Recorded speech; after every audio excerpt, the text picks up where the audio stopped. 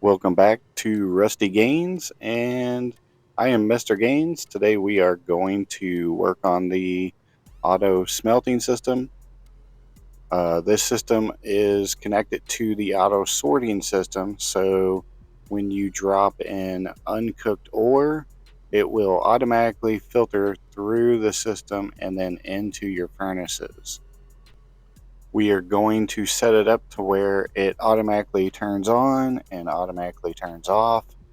That way you don't have to do anything. You just drop your items in the drop box. Everything gets sorted through the automatic sorting system. The uncooked ore goes into the furnaces and they will automatically be cooked and then filtered back into the auto sorting system. So it's pretty nice, it's easy, and let's get started. So we're going to use 3 furnaces, and you can hook up to 10 furnaces, however many, 100 furnaces. We need the industrial storage adapter, and then you just daisy chain them together. And now you can connect it to the out of, or the input of the drop box. And I would recommend using a industrial combiner right here in case you want to hook something else up to it, like if you're going to do a auto crafter, then the auto crafter will go back into that. Now you're going to need 2 industrial conveyors, and that's only because I have my ore and my wood separated in 2 different boxes. If they were in the same box, then you only need 1 conveyor to draw everything in. Now we need to place a combiner because we need to take the 2 outputs of the conveyors and pump that into the first furnace, the input of the first furnace. So we're going to connect the output into there and then connect it to the first furnace. Let's change the colors on these pipes to make it look nice. We'll use this color, orange. Then we'll change this one to, say, blue. There we go. Now you can see how it works. We'll change these. Say, change it to green since it's the input, and I have green as the rest of them. Then we'll make this one pink.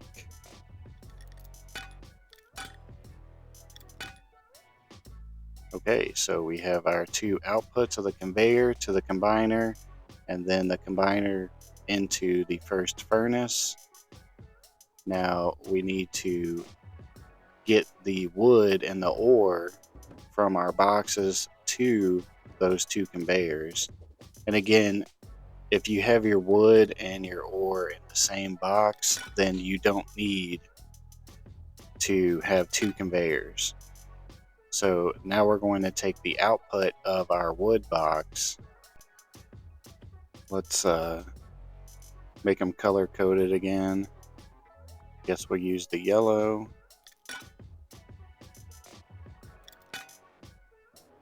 We're going to run this pipe all the way over to the conveyor.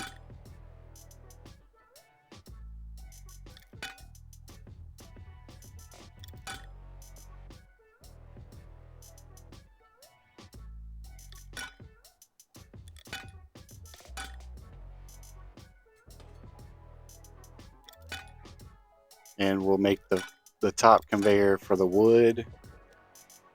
And then the second one, this is our ore box. Take the output of that. Let's change the color. Let's make that blue, the light blue.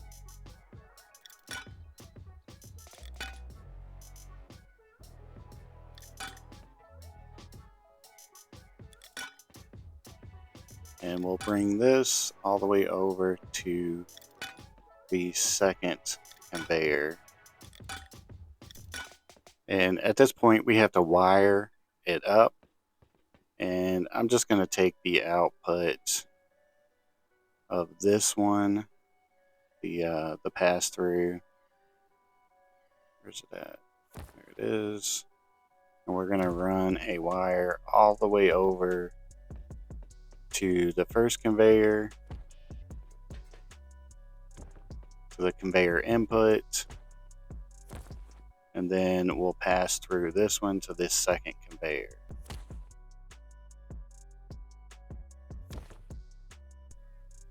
Okay, now we need to add 2 more rust watts to the branch, because we added 2 more conveyors and now they are powered. And next we need to set the filter for the wood, which is the top one. Type in wood, hit add, and now that one's done. But we are going to put a minimum, and so we'll put like 20, or a maximum. And I'll explain why here in a little bit, why we put a maximum number. Now we do our ore, the sulfur, the uncooked sulfur, not the cooked, sulfur ore. Then we do the metal ore, and then the high quality ore.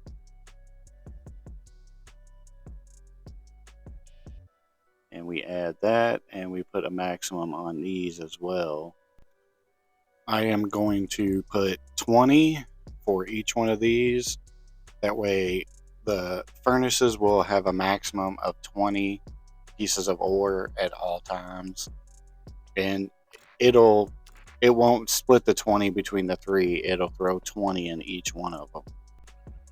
All right, let's grab some ore, and we'll put this in the drop box.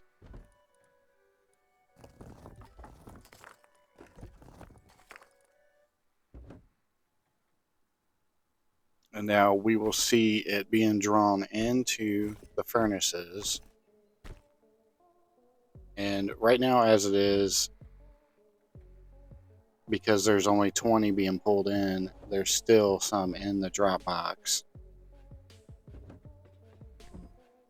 You can see the ore being drawn in from the drop box, and then in the drop box you can see it being pushed out, and then it goes from the drop box to the ore box and then into the furnaces. Now the furnaces don't automatically kick on, so you have to manually turn them on, but we are going to fix that in just 1 second. But first, the way this system's set up is we have another problem.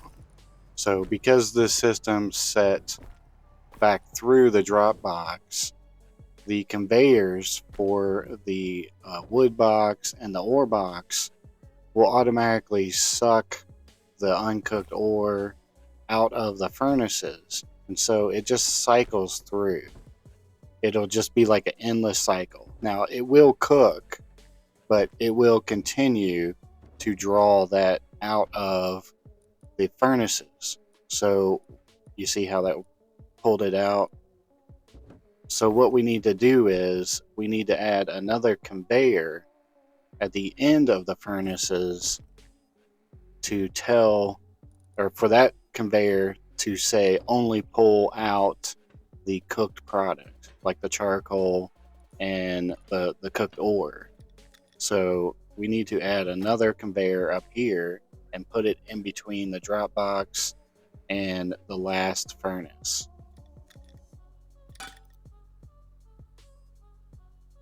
So we're just going to connect the drop box to the output of the conveyor, and then the conveyor input into the last furnace. And then we set the filters. Let's set up the power first. Then we set the filters for charcoal, and then all of excuse me, all of your cooked ore, which would be the sulfur, the metal frags, and then the high quality metal. And these don't need a maximum. You just add it and hit accept. Now we need to go and add one more power to the branch, so that one has power.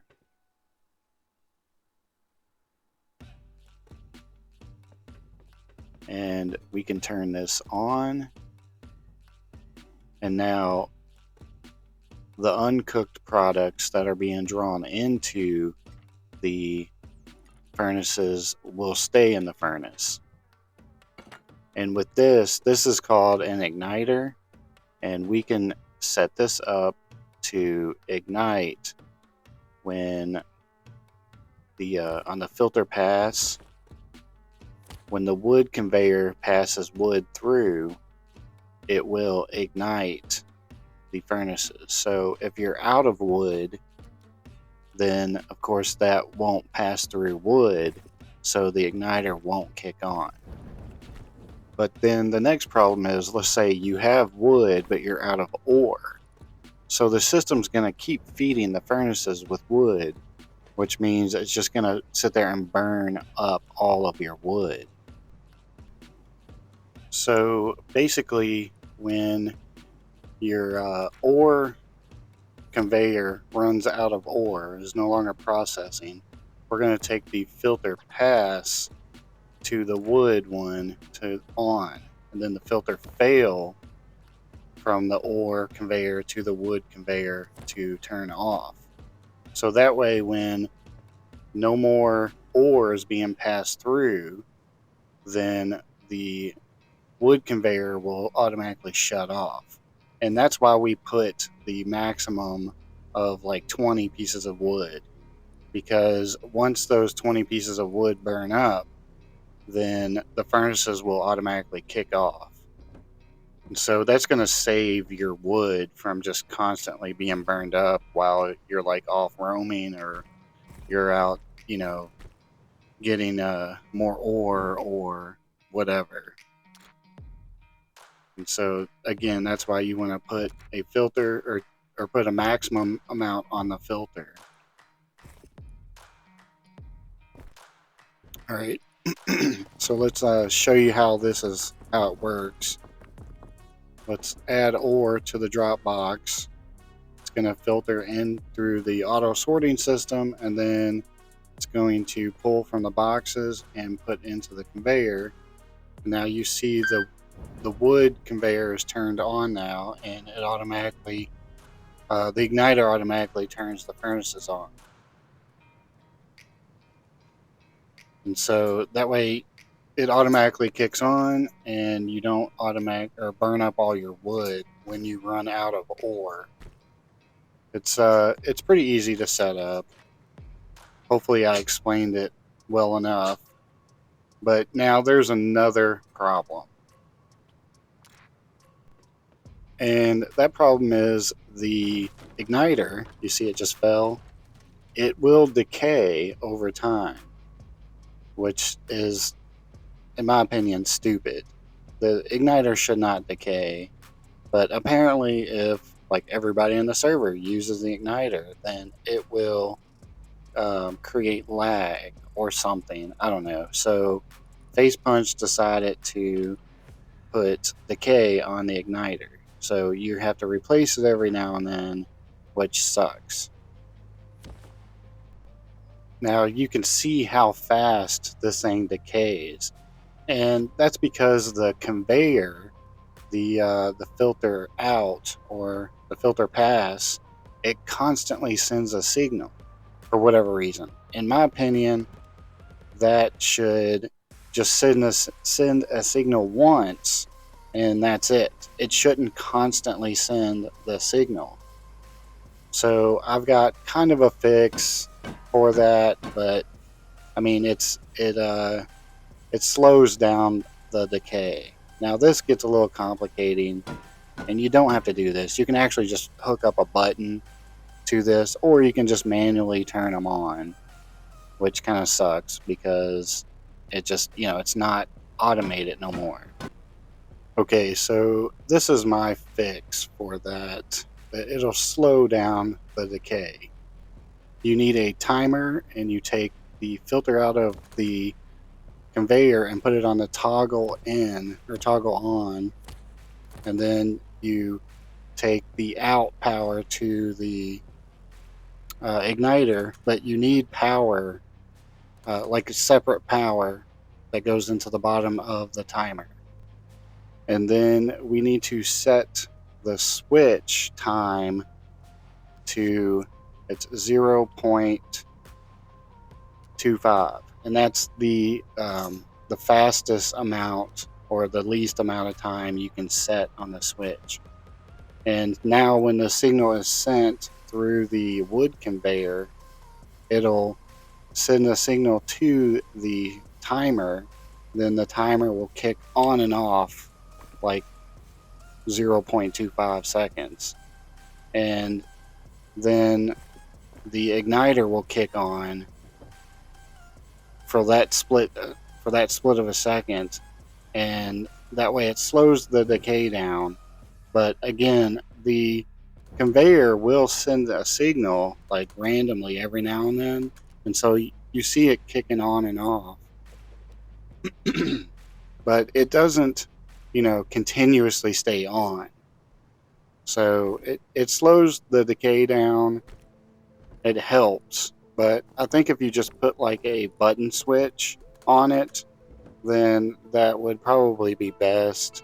But you still have to manually press the button, or you can just manually turn the furnaces on and forget about the igniter altogether.